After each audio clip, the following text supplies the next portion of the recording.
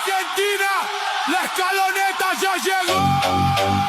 Martínez, Martínez, Molina, Molina. হ্যাঁ, আসসালামু আলাইকুম। আমার অফিসটা আমি আর্জেন্টিনা দিয়ে সাজিয়েছিলাম।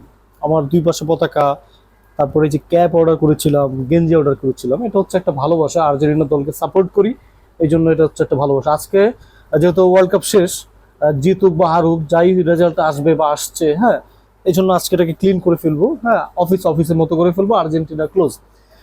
তবে দিন শেষে একটা কথা বলতে চাই, আমি গত 2-3 দিন ধরেই বলছি যে স্পেন জিতবে। আমি আর্জেন্টিনা সাপোর্টার, এটা কোনো ব্যাপার না, কিন্তু আমি গত 2-3 দিন ধরেই বলছি স্পেন জিতবে, আর্জেন্টিনা জিতবে না। এটার কয়েকটা কারণ। সেটা হচ্ছে ফুটবল ইতিহাসে মানে পরপর দুইবার ওয়ার্ল্ড কাপ জিতার রেকর্ডটা খুবই কম।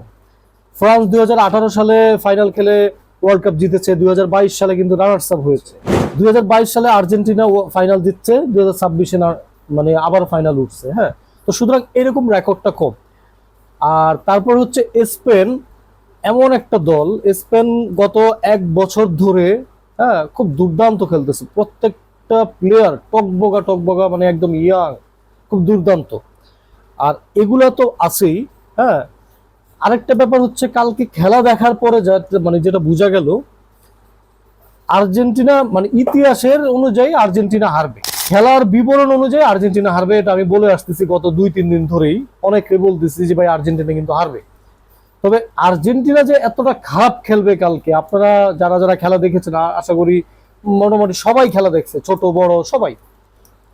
আর্জেন্টিনার মতো একটা দল, তারা হোল 120 মিনিটের ভিতরে 2টা গোল অ্যাটাক করেছে, তাও নর্মাল অ্যাটাক, আহামরি অ্যাটাক না। হ্যাঁ, তো এটা কিন্তু মানা যায় না। হ্যাঁ, দেখেন, ফিফা হচ্ছে একটা বাণিজ্যিক প্রতিষ্ঠান। এই আর্জেন্টিনা ফাইনালে উঠাতে, এই যে আমি যে টি শার্টটা পরে আছি না, এই টি শার্টটা আমি 500 টাকা কিনেছি। এই টি শার্টটা গতকালকে 2500 টাকা বিক্রি হয়েছে। হ্যাঁ, এবং কালকে ওয়ার্ল্ড কাপের নিম্নতম ম্যাচের টিকিট ছিল $8000। দ্যাট মিন বাংলাদেশের টাকায় অলমোস্ট 10 লাখ প্লাস। আর সর্বোচ্চ টিকিটের প্রাইস ছিল প্রায় 5 কোটি টাকা। হ্যাঁ, তো এই যে টি শার্ট যারা বিক্রি করে, এরা বলতেছে যে টিকিটের মূল্য যদি 10 লাখ টাকা হয়, একটা জার্সি কি 2-2.5 টাকা হবে না? তো এটাই আমি আসলে বলতে চাই, ফিফা হচ্ছে একটা বাণিজ্যিক প্রতিষ্ঠান।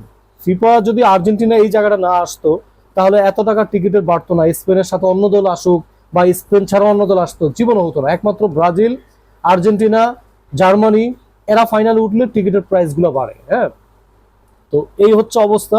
কিন্তু কালকে খেলাটা ফেয়ার হয়নি। আপনারা যারা যারা দেখেছেন, আর্জেন্টিনার মতো দল আসলে 2টা অ্যাটাক করেছে, পুরো হোল 120 মিনিট তারা শুধু ডিফেন্স করেছে, শুধু ডিফেন্স একদম শুরু থেকে শেষ পর্যন্ত। হ্যাঁ, তো আর মেসি তো আর পতন পর্ব তো মেসির ধাক্কা দিয়ে ফালাই দিচ্ছে, দেখছেন আপনারা। স্পেন একটা হলুদ কার্ডও স্পেন খায় নাই, অথচ আর্জেন্টিনা 5টা হলুদ কার্ড খাইছে, 2টা লাল, একটা লাল কার্ডও খাইছে। হ্যাঁ, যেটা লাল কার্ড খাওয়াটা আসলে মানে ওইখানে একটা লাল কার্ড হয় না, মানে হলুদ কার্ড হওয়ার তো লাল কার্ড হয়েছে, কিন্তু ওইখানে আসলে হলুদ কার্ডটা হয় না। রানিং এর উপর 2জন বাড়ি খেয়েছে। হ্যাঁ, আচ্ছা, যাই হোক, অভিনন্দন স্পেন টিমকে। হ্যাঁ, যেটা আমি বলে আসছি যে গত 2-3 দিন ধরে স্পেন জিতবে, স্পেনই জিতেছে, অভিনন্দন স্পেন টিমকে। আর এটা জাস্ট আমাদের খেলার একটা সাপোর্ট। আমরা আর্জেন্টিনা ফুটবল খেলাটাকে ভালো লাগে বা ভালোবাসি, সেই ছোটবেলার থেকে মনে প্রাণে ধরছে ব্রাজিল আর্জেন্টিনা, ব্রাজিল আর্জেন্টিনা। আমি আর্জেন্টিনা করি, আরেকজন ব্রাজিল করে, এটাই তো। তো সুতরাং এটা নিয়ে কোনো দ্বন্দ্ব বিরোধ প্রতিরোধ এগুলো কিছু নেই। ম্যাচ ফিফা বানাওক না বানাওক, এটা তাদের একান্ত ব্যক্তিগত ব্যাপার। আর্জেন্টিনা এই পর্যন্ত ভালো খেলে ফাইনালে আসছে এবং কালকে হেরে গেছে। ইনশাল্লাহ আবার নেক্সট ওয়ার্ল্ড কাপে দেখা হবে, এটাই আর্জেন্টিনার প্রতি ভালোবাসা। সুতরাং সবাই ভালো থাকবেন, ধন্যবাদ।